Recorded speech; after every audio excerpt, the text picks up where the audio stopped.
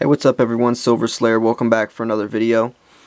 Today I want to talk about cashless nations, these cashless societies that are coming out, where basically nowadays everything is on a credit or debit card. It's digital, and just some of the benefits of why having physical assets that hold intrinsic value, like precious metals, are so beneficial in a world that, you know, even dollar bills are slowly, well, not even slowly, quickly coming out of the picture.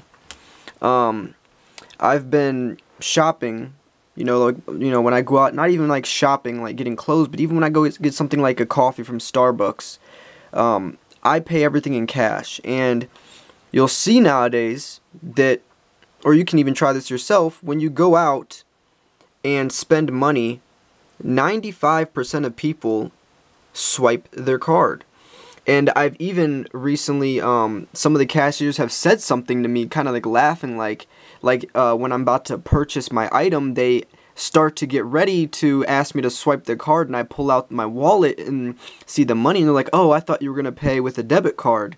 And it's almost like habit for them now, because the direction of the economy is everything is digital. There's no more of these dollar bills, being used anymore. Well, that can be beneficial, but it could also, be the opposite. There's pros and cons to everything, to both sides.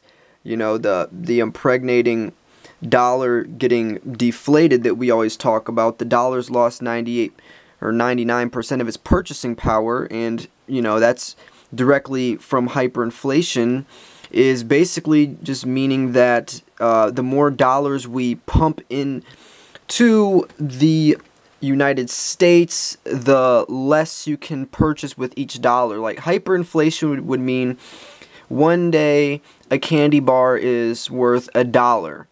And then next year, that candy bar is worth $1.20. Then the next year, that candy bar is worth $1.40. So the candy bar, even though it's the same candy bar, over time, you can only buy, or the candy bar goes up, or the purchasing power of this dollar goes down every single year. And that's basically what inflation is. But America is in hyperinflation because it's at a very rapid pace. Now, what does this mean to silver and gold? Well, silver and gold has intrinsic value, which means that, no matter who says this coin is worth X amount of dollars, there's always 1 ounce of silver inside this American Eagle, no matter what anyone tries to say the value of it is. There's always 1 ounce of silver, which is always valuable. So you can't really peg it to $1 unless you're talking about spot price. But in the end, there still is 1 ounce of silver that actually does hold value.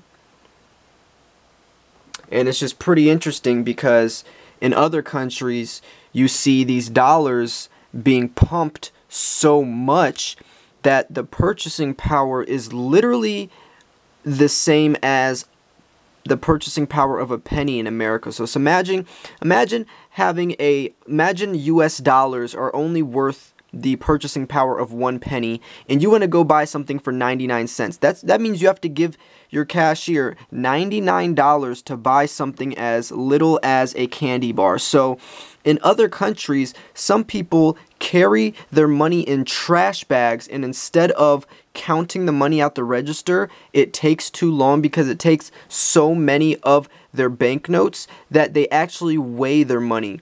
And some people, there's pictures I've shown in other videos of people throwing their money away because it's more convenient, and they burn it, and it's just, there's so much of it because so much has to be printed because the value of it is literally nothing.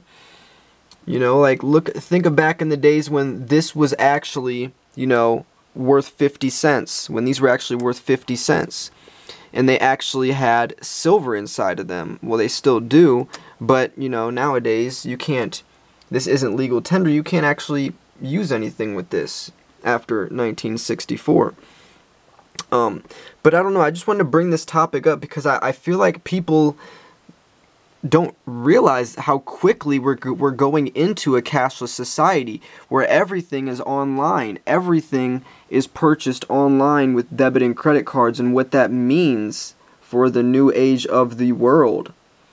You know, like eventually there's not going to be dollar bills. There won't be anything like this. It's all going to be digits on a screen. And what does that mean? And you know, how could that either be very beneficial or very detrimental? Because like I said, there's pros and cons to both. I mean, look at Bitcoin now. I mean, Bitcoin is something that's digits on a screen, but that's not backed by anything. It's backed by the belief in the people. And there's over $157 billion in that market. So that's a lot of money that's backing that belief. And as technology grows, there's new ways for people to store their money and transfer instant funds. It's like everyone learning how to speak the same language in currency, because Bitcoin, doesn't matter if it's US dollars or the Chinese yen or the euro or whatever it is, you can send it universally. So it's almost a way to, you know, it's literally like people, you know, the benefits of people speaking a new language. That's how it is basically in the form of a currency. But what is this going to mean for, you know, non-decentralized currencies like the US dollar, because that's not decentralized? What is this going to look like in the future of money when it's all cashless, when there's no such thing as cash? And will there be? And if there is, then what's going to happen? Because eventually this is going to have to change. The purchasing power there's too much, it's being too impregnated. Something has to change. And when that change happens, what is it going to look like? And what's going to happen? What will the dollar be? What will it be worth? What can you buy with it? You know? Those are the real questions, and this is when, you know, this is why people stack silver and gold, because of the intrinsic value. Not talking about the numismatic value in these coins or the higher premiums that you can sell, you know. I'm talking about the metal content. What does that mean? So, hope you guys enjoyed this video. If you did, make sure to like it. I'd love to hear your thoughts, and thanks for watching. Peace.